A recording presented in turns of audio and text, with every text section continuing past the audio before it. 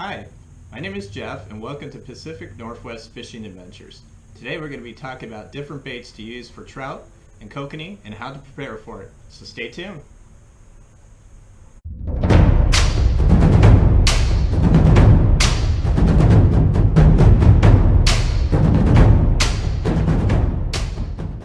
Hello again. So today we're going to talk about different baits we use for trout, kokanee, and we will be doing a couple basic recipes that work for people, and hopefully you get something out of it for these tips and tricks.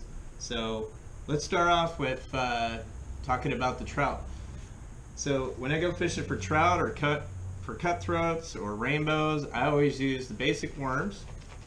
You can get them at any Walmart or whatever for pretty cheap, but in addition to what I do with the worms is I actually put regular garlic in it.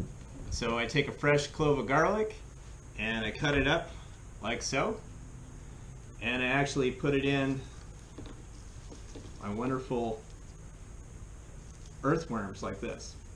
Now the reason I do this is because I want the worms to smell like garlic.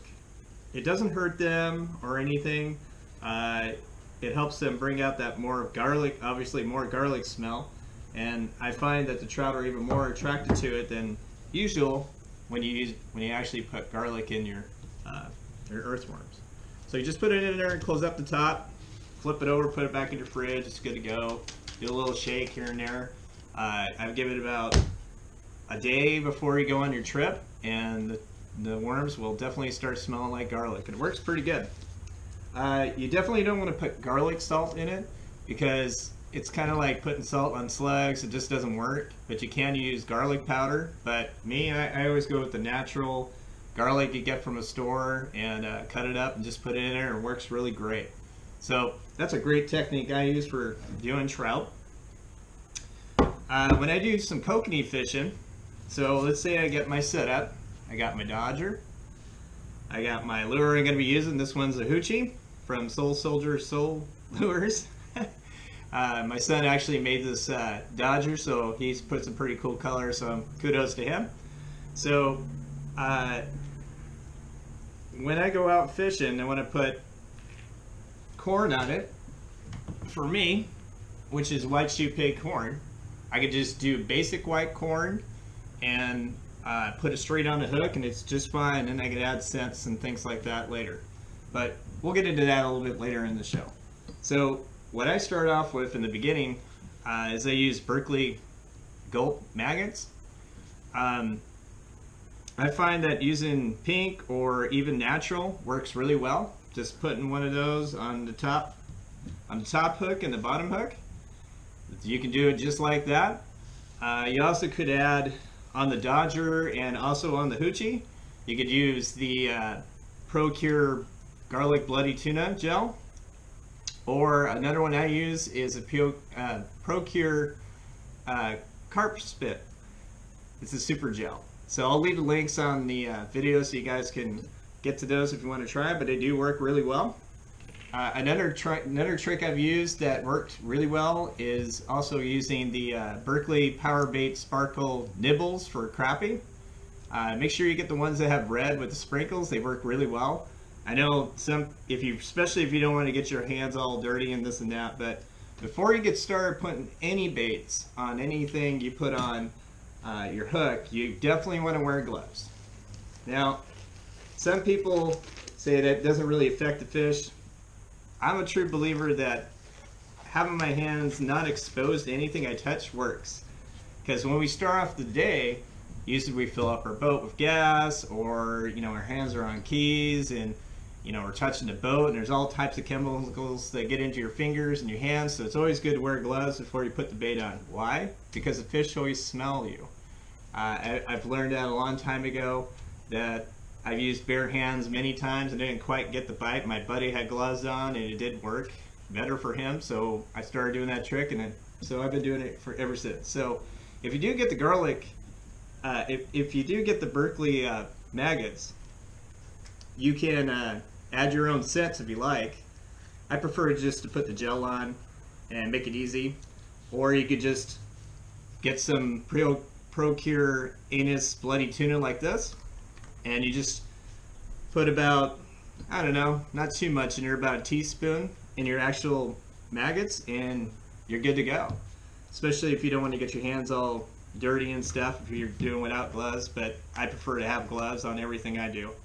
So one other easy recipe is I've found is that plain white Shoepeg corn works just fine. I can add like a teaspoon of garlic salt in my corn prior to my adventure. Works really good. I've taken straight white Shoepeg corn and throw this on within the same minute before I went fishing. It works. I mean, to each their own. But one that I do believe in is actually coloring up my corn. So here's an example of an orange recipe that I use. This has been in my fridge for, I don't know, about 4 or 5 months, and it still is good. So you don't always have to keep changing out your mix as long as you keep it cold. I've never frozen my colored corn before. I just always kept it in the fridge. I have a crappy fridge that I just leave things in the shed, so it works out. I have frozen my white Shoepeg corn that I don't use, and it's still good to go. So let's do a basic recipe. So you take your Shoepeg corn, you drain it all out, you make sure it's pretty dry. Some people put on a paper towel and let it sit on a cookie sheet for a good 6 to 8 hours. I mean, like I said, everybody's got their own trick. For me, I pretty much keep it simple. This one right here, I put it like this the day before my fishing trip, and it worked just like this. The next trick that I do is I use a lot of the Pautzke FireCure. So everybody's got their own tricks, but here's mine. So this is for the pink. You take a spoon, just 1 teaspoon. I don't go crazy on it. If you want to add more color, you can go a little bit more. I'm going to go 2 on this because I got a full can in here, and that's not my norm. Also, you want to add garlic. And since I'm just kind of doing it off the top of my head, I usually put about a teaspoon, not too crazy. Some people put more. I don't. I keep it to the basics. This is just what works for me kind of scenario. And then I also drain tuna fish. So the thing is about the tuna fish out of a can, you want to drain it into something, just drain the juices in, and then what happens is you want to let it sit for, I don't know, not too long. I mean, I'll say about, this has been sitting here for maybe 10 minutes. So the reason I drain it into something so I can look and can actually see that the oil is stuck up on top. So what I do is I drain the oil out of it first with my little scoop, my little plunger here, just like so. So I make sure I can just get the oils out, and I'm not really, I just don't want to have the oil in my corn. I want it to actually get to the juice of the tuna. So everybody's got a different, like I said, everybody is a little different. Me, I just try to keep the oil out of my stuff because, as anybody knows, oil doesn't really do well in water, and it kind of messes with it. So now that I have just the tuna juice, I'm going to drain the juice, put it right in my corn, like so. I mean, you can put more in there if you want.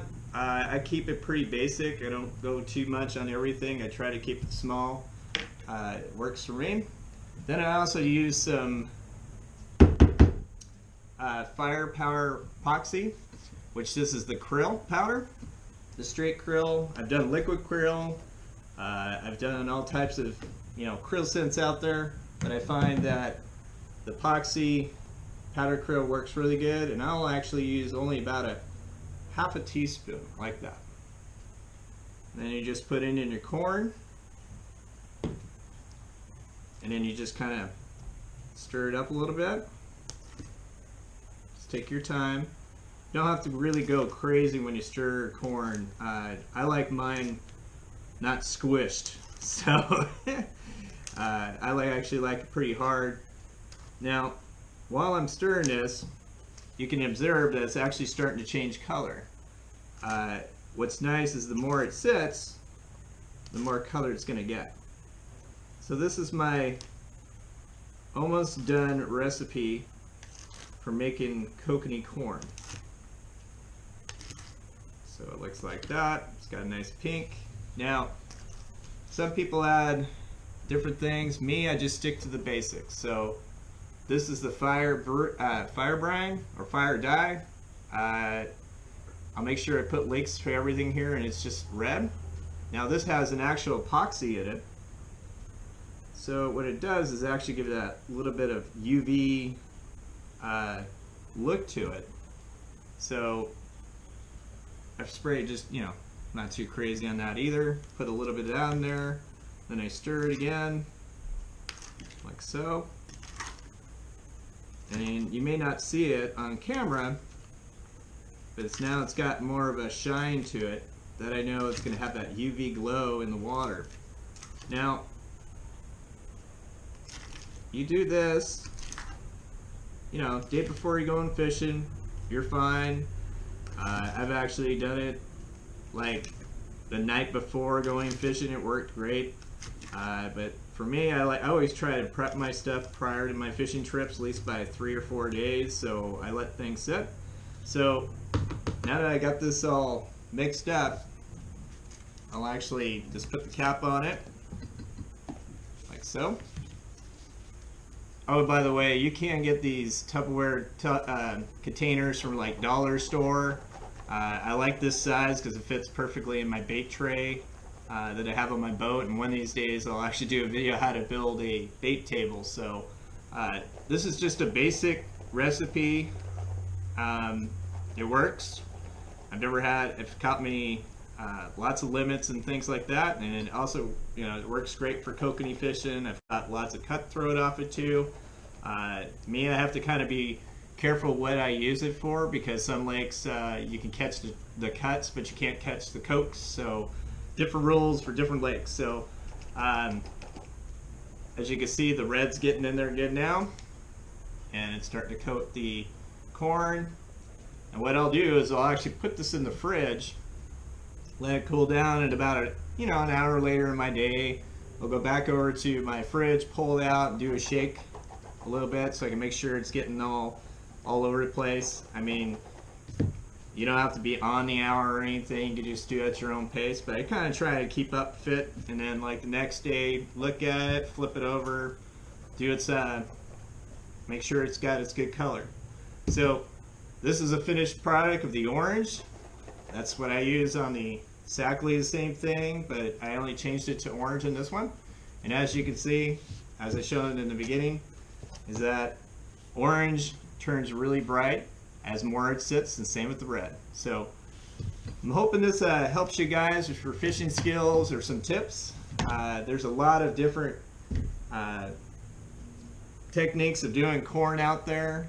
Some people actually use Kool-Aid to dye their corn. I've done it.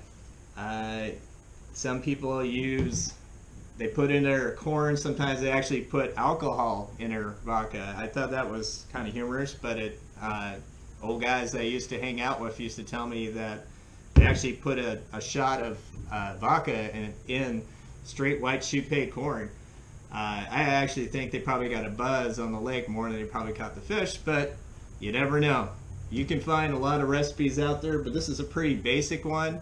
It works for me. I've done the maggots, I've done the orange, the red, I've done the straight corn. I mean, it all works. Depends on the fish and the conditions and the lake and so on. So hopefully this helps you guys with getting some more game on. So there's a lot of different techniques, and I hope you guys enjoyed this video, and I look forward to doing more and continuing the adventures of teaching more skills of how to fish. So guys, have a great day.